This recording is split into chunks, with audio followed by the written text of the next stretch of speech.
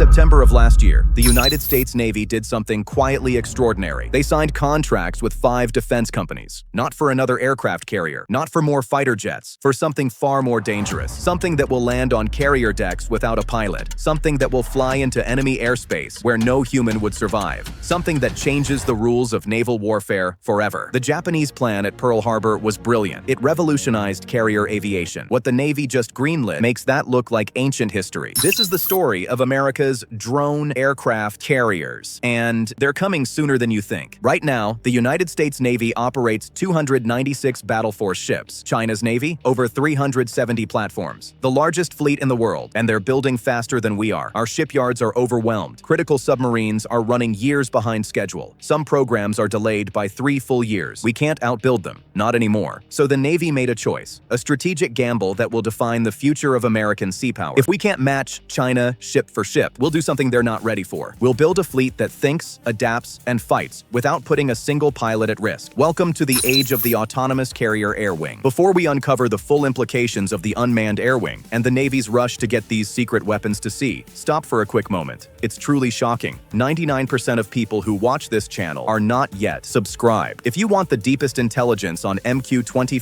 Stingray integration, manned-unmanned teaming, and the future of carrier warfare, hit the subscribe button now. It's the only way to join the community that tracks this crucial shift in naval power. Don't miss the next big revelation. Now, let's look at the concepts that will redefine the fleet. Let's be clear about the problem. The Navy's goal isn't 296 ships. It's 515 platforms. That includes 381 manned ships and 134 large unmanned vehicles. But here's the reality. We're not even close. The Columbia-class ballistic missile submarine, the backbone of our nuclear deterrent, is running over a year behind. The Virginia-class attack submarines, some are delayed by 3 years. The new Constellation-class frigates, also years late. Meanwhile, China launches warships at a pace we simply cannot match. Their shipbuilding capacity dwarfs ours. And it's not just about numbers. Modern naval combat has changed. Anti-ship missiles can strike from hundreds of miles away. Advanced air defenses make close-range strikes suicidal. Our carrier-based fighters, incredible machines, have one fatal limitation: range. An F/A-18 Super Hornet has a combat radius of about 400 miles. China's anti-ship missiles, they can reach twice that distance, so our carriers have to stay farther back. And when they do, our strike fighters can't reach the targets that matter. The math doesn't work anymore. That's the crisis. That's why the Navy started looking at a radical solution. Not bigger carriers, not more pilots. Drones. But not just any drones. Carrier-based autonomous combat aircraft that can do what manned fighters cannot. Fly farther, stay airborne longer, take risks no human pilot should ever face. And the groundwork for this revolution, it was laid over a decade ago. May 14th, 2013, the USS George H.W. Bush steamed through the Atlantic. On its deck sat something that had never existed before, the X-47B, a sleek, bat-winged drone. No cockpit, no pilot, just sensors, computers, and revolutionary software. That day, it launched from the carrier deck using a catapult, fully autonomous. Then it did something even more remarkable. It came back. It lined up with the carrier, adjusted for wind and deck motion, and caught the arresting wire. A perfect landing. No human touched the controls. The engineers had proven it. Autonomous aircraft could operate from carriers, but the real breakthrough came 2 years later. The X-47B executed the world's first fully autonomous aerial refueling. It approached a tanker aircraft, extended its refueling probe, connected, and took on fuel, all by itself. This is one of the hardest maneuvers in aviation. Experienced pilots train for years to master it. The drone did it without hesitation. That moment changed everything. Because if a machine could do that, could handle the precision, the real-time adjustments, the split-second decisions, then it could do anything. But here's where the story takes a turn. The program that created the X-47B was called UCLASS, Unmanned Carrier Launched Airborne Surveillance and Strike. The plan was ambitious, a stealthy, long-range strike drone that could penetrate enemy defenses and hit targets deep inside contested territory. Then came budget cuts. The requirements changed. The strike capability was stripped away. U-class became something much less exciting, a tanker. The X-47B demonstrators were retired. The dream of an autonomous stealth bomber was shelved, but the technology lived on. In 2018, Boeing won the contract for what UCLASS became, the MQ-25 Stingray. Not a strike fighter, a flying gas station. And here's the thing, it sounds boring, but it's actually brilliant. Every time an FA-18 has to fly out and refuel other aircraft, that's one less fighter available for combat. Refueling missions are essential, but they tie up expensive jets and skilled pilots. The MQ-25 changes that equation. It can carry 15,000 pounds of fuel and deliver it 500 500 miles from the carrier. That frees up every single manned fighter to focus on what they do best, strike missions. But there's a deeper reason the MQ-25 matters. Vice Admiral Daniel Cheever, commander of Naval Air Forces, said this last year. "We will fly MQ-25 in 25. You can quote me on that. We will fly that platform in 25 and get that thing on a carrier in 26. That unlocks the future of manned-unmanned teaming." Unlocks. That's the key word. Because once the Navy proves it can safely operate one autonomous aircraft from a carrier, launch it, recover it, coordinate it with manned jets, all the hard problems are solved. The procedural questions, the safety protocols, the communication systems. Once the MQ-25 is operational next year, the door opens for combat drones, and the Navy has already walked through that door. September 2025, the Navy awarded contracts to 5 companies: Anduril, Boeing, General Atomics, Northrop Grumman, and Lockheed Martin, specifically their legendary Skunk Works division, to build the common control system that will tie everything together. The program? Collaborative Combat Aircraft, CCAS. The military hates calling them what they really are: loyal wingmen. These aren't reconnaissance drones. They're not unarmed tankers. They're combat aircraft, armed, lethal, and designed to fly alongside manned fighters into the most dangerous airspace on Earth. Here's how it works. A pilot launches from a carrier in an F/A-18 or F-35, but they're not alone. Flying with them, ahead of them, beside them, are 2 or 3 CCAs, autonomous drones with missiles, bombs, and electronic warfare systems. The pilot doesn't fly them directly. They command them. The drones handle the details: navigation, threat detection, target tracking. If enemy air defenses light up, the CCAs push forward while the manned aircraft pulls back to safety. If a target appears, the drones strike first. They take the risks. They absorb the losses. And here's the part most people don't understand. These drones are designed to be attritable. That's a military term. It means expendable. A CCA costs roughly $30 to $50 million.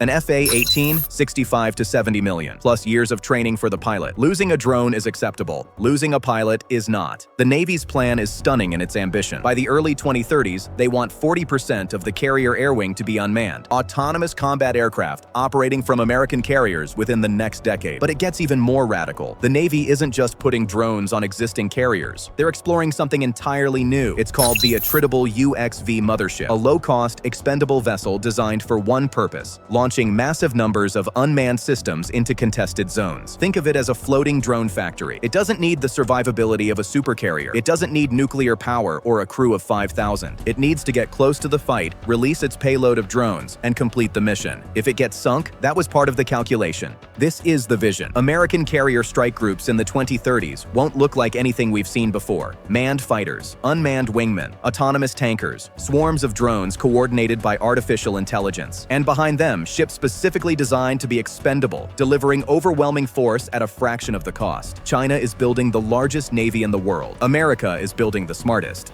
But there's one more thing you need to understand. China saw this coming. In 2022, they launched the world's first dedicated drone carrier, a ship built from the ground up to operate unmanned aircraft. They're not behind us. They're running parallel. This is an arms race, and it's already begun. The age of the piloted carrier airwing isn't over, but it's evolving. The MQ-25 will land on a carrier deck next year. It will prove that machines can operate in one of the most demanding environments ever created by human engineering. And then the combat drones will follow, not in some distant future. In just a few years, the sailors who serve on those carriers won't just maintain aircraft. They'll command fleets of autonomous systems. They'll oversee swarms of drones. They'll make decisions that no previous generation of naval aviators ever faced. The carriers themselves won't change much. They'll still be the largest, most powerful warships ever built. But what launches from their decks? That will be revolutionary. If this deep dive into the Navy's autonomous future opened your eyes to what's really happening at sea, do me a favor, hit that like button, subscribe if you haven't already, and drop a comment. Tell me what you think about drone carriers. Are they the future of naval power, or does the human element still matter most? I read every single comment, and your insights shape what we cover next.